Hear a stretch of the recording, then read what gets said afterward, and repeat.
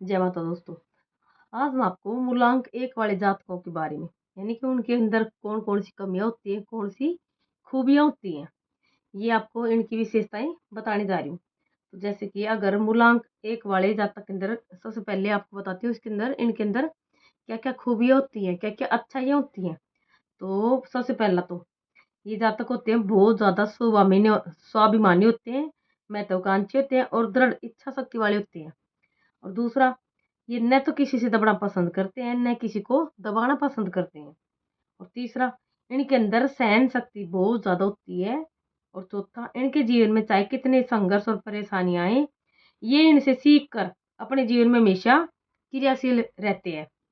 और पाँचवाँ, अगर इन जातकों को एकांत पसंद होता है, ये अकेले रहना पसंद करते हैं और इसके चलते ये हर किसी से घुल-मिल नहीं पाते हैं और इनके जो दोस्त होते हैं, दोस्त मित्र भी इनके सीमित ही होते हैं।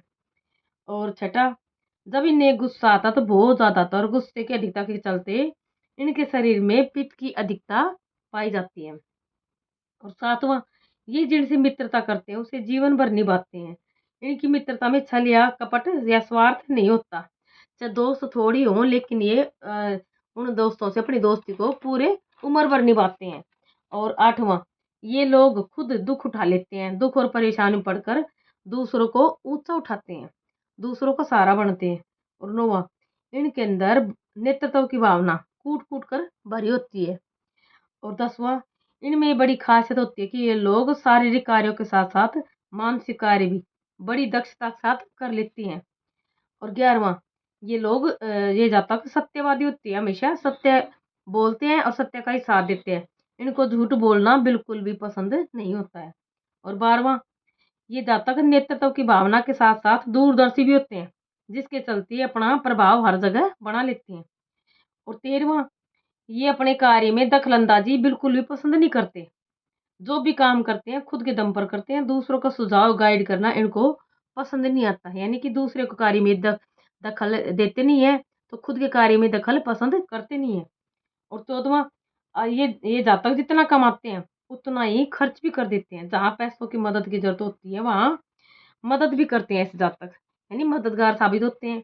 और 15वां, इनको अस्त-व्यस्तता, फूहड़पन बिल्कुल भी पसंद नहीं होता। ये लोग सुंदर, सुरुचिपूर्ण और सलीकेदार जीवन जीना पसंद करते हैं। और 16वां, ये लोग बहुत ज़्यादा ज़िद्दी होते हैं, जिसके चलते टूट सकते हैं पर झुक नहीं सकते। इसके चलते इनके उच्चाधिकारी से भी नहीं बनती है। और 17वां, ये लोग खुद अनुशासन में नहीं रहते हैं, लेकिन दूसरों को अनुशासन में रखना इनको पसंद होता है। और 18वां, कई बार स्वाभिमान की जगह इनमें अभिमान आ जाता है, जिसके चलते ये किसी को भी कटु वचन बोलकर अपना शत्रु बना लेते हैं। अब जैसे मैंने आपको इनकी खूबियाँ बता दी, यानी अच्छाइयाँ, तो इनमें बुराइयाँ क्या-क्या होती हैं, यानी कमियाँ क्या-क्या होती हैं।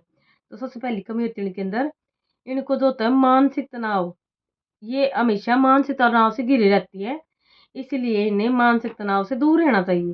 और दूसरा, अपनी शान-ओ-शौकत दिखाने के लिए अधिक पैसे खर्च कर देते हैं, यानी कि चादर से अधिक पैर फैलाना इंसान के लिए अच्छा नहीं होता। और तीसरा, कभी-कभी ये निरंकुश हो जाते हैं, जो इनके लिए सही नहीं होता। और चौथा, कभी-कभी ये ज़रूरत से ज़्यादा विश्वास कर बैठते हैं, जो इनके लिए सही नहीं होता, क्योंकि विश्वास जहाँ इंसान अंधा विश्वास करता है, वहाँ इंसान को धोखा भी खाना पड़ता है। और पाँचवाँ, दूसरों से काम निकलवाने के लिए सत्ता या बल का प्रयोग करते हैं, जो इनके लिए सही नहीं होता। यानी कि जो इंसान खुद किसी के काबू में नहीं होता, दूसरों को काबू करना उसके लिए गलत होता है। और छठा, लास्ट में, दूसरों के दोषों को देखने की बजाय अपने दोस्त को नहीं देखते, यानी कि दूसरों में दोष इनको दिख जाते हैं, लेकिन खुद के दोष इनको नहीं दिखते हैं, तो इसलिए इनको खुद के दोषों पर भी ध्यान देना चाहिए।